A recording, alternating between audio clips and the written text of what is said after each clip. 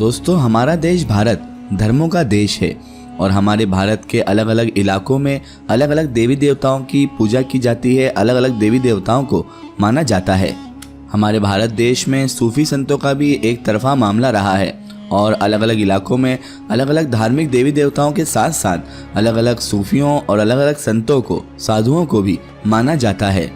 लेकिन दोस्तों, हमारे भारत देश में कुछ संत महात्मा ऐसे गुजरे हैं जिन्हें बहुत ज़्यादा लोकप्रियता तो हासिल हुई ही है और वो ऐसे महात्मा और ऐसे संत थे जिन्हें आज भी हिंदुस्तान के ज़्यादातर लोग, चाहे वो किसी भी धर्म के हों, मानते हैं। और दोस्तों, इन्हीं संत महात्मा की लिस्ट में टॉप ऑफ द नेम नाम आता है साईं बाबा का। जी हाँ दोस्तों, साईं बाबा का नाम एक ऐसा नाम है जिसे हर गैर मुस्लिम हो, चाहे ईसाई हो, चाहे सिख हो, सब लोग ही साईं बाबा का आदर करते हैं और सभी धर्म के लोग इन्हें मानते भी हैं। दोस्तों, आज से कुछ साल पहले, लगभग 20 से 30 साल पहले तो साईं बाबा को एक तरफा लोग माना करते थे, लेकिन अब इसमें भी बहुत कंट्रोवर्सी आ गई है। दोस्तों, साईं बाबा का सबसे ज़्यादा मानने की वजह तो सभी जानते हैं कि आप एक संत और महात्मा हैं, लेकिन वक्त वक्त पर अलग अलग चर्चाओं में साईं बाबा का रहना ये दर्शाता है कि साईं बाबा भी कंट्रोवर्सी से बच नहीं पाए हैं। दोस्तों, इनके चर्चा में रहने का एक प्रमुख कारण ये भी है कि लोग कहते हैं साईं बाबा मुसलमान थे या हिंदू।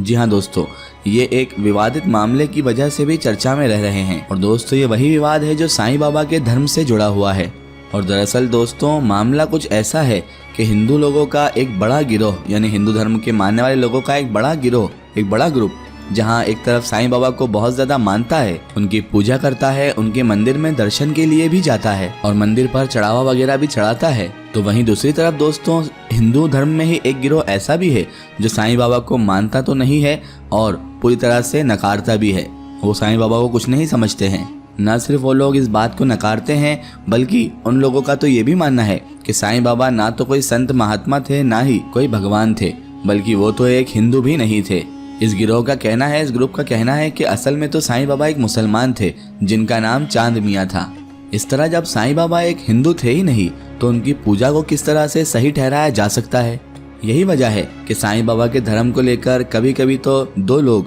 टीवी की डिबेट पर लड़ते रहते हैं, तो कभी कुछ लोग चौराहों पर भी लड़ रहे होते हैं साईं बाबा के धर्म को लेकर। और अगर दोस्तों थोड़ा पीछे जाएं तो आपको याद होगा कि सोशल मीडिया प्लेटफॉर्म पर कुछ इस तरह की वीडियोस भी डली हुई थी जिसमें ये क्लियरली देखा जा सकता था कि हिंदुओं के एक ग्रुप ने जाकर साईं बाबा के एक बड़े मंदिर में जाकर उनके मंदिर को पूरी तरह से ही खत्म कर दिया था, यानी उस मंदिर में तोड़फोड़ की थी। उस वीडियो में न सिर्फ मंदिर में तोड़फोड़ की गई थी, बल्कि उस वीडियो में ये भी कहा गया था कि वो हिंदू धर्म के लोग भी बेवकूफ़ हैं कि जो साईं बाबा को पूजते हैं, क्योंकि वो कह रहे थे कि साईं बाबा तो एक मुसलमान थे। लेकिन दोस्तों, एक बात यहाँ पर गौर करने वाली है। हर इंसान का सवाल यही है कि आखिर साईं बाबा थे कौन? हिंदू, मुसलमान या फिर किसी और धर्म से ही ताल्लुक़ रखते थे? और दोस्तों, यहाँ पर सवाल ये भी उठता है कि अगर साईं बाबा एक मुसलमान थे तो आखिर हिंदू लोग उन्हें पूजते क्यों हैं? और आखिरकार आज के दौर में भारत के साथ साथ पूरी दुनिया के अलग अलग इलाकों में साईं बाबा के बड़े बड़े मंदिर आखिर क्यों मौजूद हैं?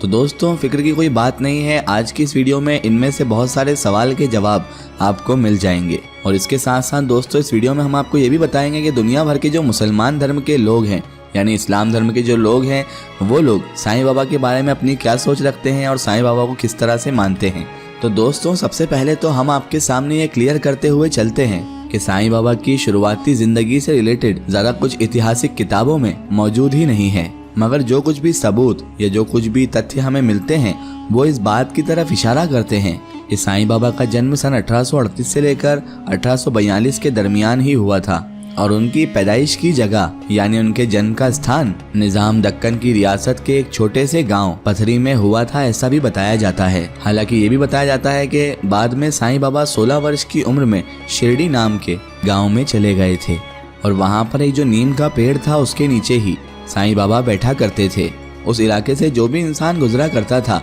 तो वो हमेशा साईं बाबा को उस पेड़ के नीचे इबादत में मसरूफ देखता था। एक लंबे वक्त तक उस पेड़ के नीचे रहने के बाद आखिरकार साईं बाबा ने अपना ठिकाना छोड़ा और पास ही में मौजूद जंगल में चले गए। जंगल में भी कुछ वक्त गुजारने के बाद वो वापस आए, मगर इस बार उनका जो ठिकाना बना वो दरअसल एक मस्जिद थी, एक ऐसी मस्जिद जिसको वो द्वारिका माई कहा करते थे। ये माना जाता है कि यहाँ पर रहने के बाद न सिर्फ साईं बाबा यहाँ पर नमाज अदा किया करते थे, बल्कि वक्त वक्त पर साईं बाबा कुरान भी पढ़ा करते थे।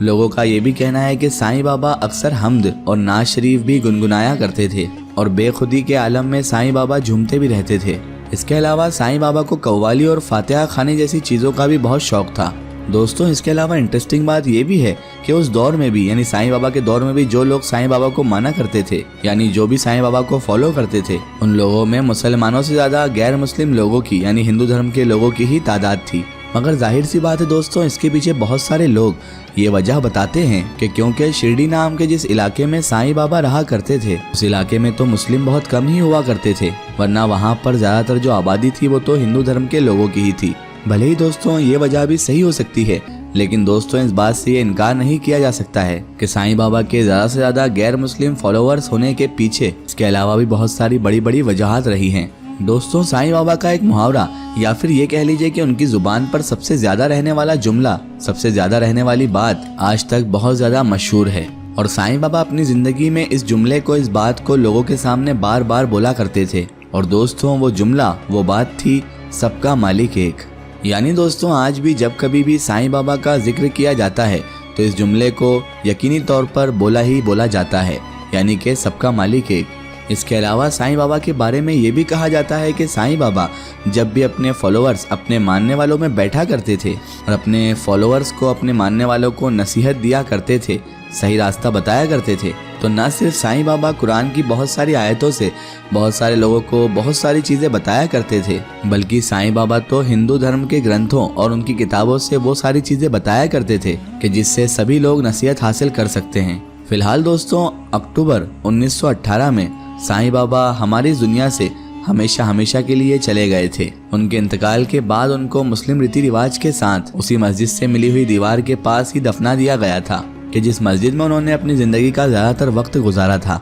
आपको जानकर शायद दोस्तों हैरानी होगी कि मुसलमानों का भी एक छोटा सा गिरोह जो साईं बाबा पर यकीन रखता है और साईं बाबा को मानता भी है, उनका ये भी मानना है कि साईं बाबा तो अपने फॉलोअर्स को, अपने मानने वालों को तौहीद का दर्स भी दिया करते थे, यानी साईं बाबा भी एक तौहीद परस्त थे। मगर बाद में जब उनका इंतकाल हो गया, क्योंकि ज़्यादातर तादाद उनके फॉलोअर्स में हिंदुओं की थी और जिस इलाके में साईं बाबा रहा करते थे वो गाँव भी हिंदू धर्म के लोगों का ही गाँव था और मुसलमान वहाँ पर कम रहा करते थे, इसी वजह से तो धीरे धीरे साईं बाबा की तालीमात को बदल दिया गया। और क्योंकि उनकी ज़िंदगी में ही उनसे दुआ लेने वालों की एक लंबी कतार उनके मुकाम के बाहर ही लगा करती थी, वही कतार उनके इंतकाल के बाद उनकी कब्र पर भी लगी रही और फिर धीरे धीरे उन लोगों ने उनकी इबादत भी शुरू कर दी और बाद में फिर मंदिरों का चलन भी शुरू हो गया। मगर दोस्तों इसके उलट बहुत सारे मुसलमान लोग ऐसे भी हैं जो साईं बाबा को मानते ही नहीं हैं, क्योंकि उनका ये कहना है कि भले ही ये मान लिया जाए कि साईं बाबा एक मुस्लिम फैमिली में पैदा हुए थे, मुस्लिम लिबास में और मुस्लिम तौर तरीके से भले ही साईं बाबा ने अपनी पूरी जिंदगी गुजारी थी और भले ही बाद में उनको मुस्लिम रीति रिवाज के साथ दफना भी दिया गया हो,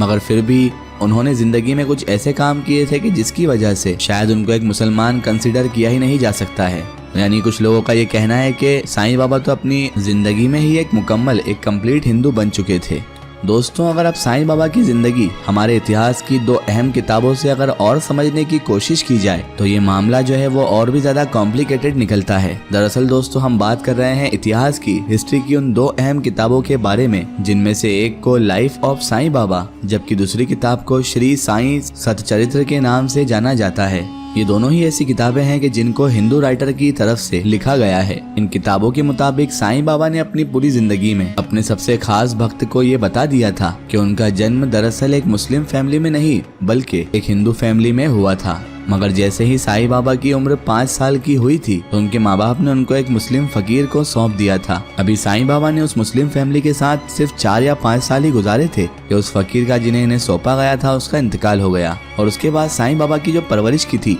वो गोपाल राव देशमुख ने ही की थी। यानी अगर दोस्तों ऑनेस्टली तरीके से साईं बाबा की जिंदगी का अगर जायजा लिया जाए तो उसमें हिंदू और मुस्लिम यानी दोनों ही धर्मों की चीजें और रूल्स बहुत ज्यादा मिक्स मिलते हैं। इसीलिए दोस्तों ये पता लगाना तो बहुत ही बड़ा मुश्किल काम है कि आखिर साईं बाबा हिंदू धर्म से ताल्लुक रखते थे या मुसलमान धर्म से, इस्लाम धर्म से, यानी कि साईं बाबा हिंदू थे या मुसलमान। मगर हाँ दोस्तों जो साईं बाबा के फॉलोअर्स हैं और जो लोग साईं बाबा को सच्चे दिल से मानते हैं और उनकी पूजा भी करते हैं, वो हमेशा जब भी ये धर्म को लेकर विवाद होता है साईं बाबा के मुतालिक तो वो फॉलोअर्स यही कहते हैं कि हमें इस बात से कोई फर्क नहीं पड़ता है कि साईं बाबा हिंदू थे या फिर मुसलमान थे, क्योंकि उन फॉलोअर्स का कहना है कि साईं बाबा का तो मैसेज ही यही था कि सबका मालिक एक, और इसीलिए साईं बाबा ने अपनी पूरी जिंदगी भी पीस यानी शांति का संदेश देते हुए ही गुजारी थी। अब दोस्तों, इसके अलावा आप लोग साईं बाबा के बारे में क्या जानते हैं कमेंट सेक्शन में ज़रूर बताएं। फिलहाल आज की वीडियो में बस इतना ही। अगर ये वीडियो आपको पसंद आई है तो इसे ज़्यादा से ज़्यादा शेयर कीजिए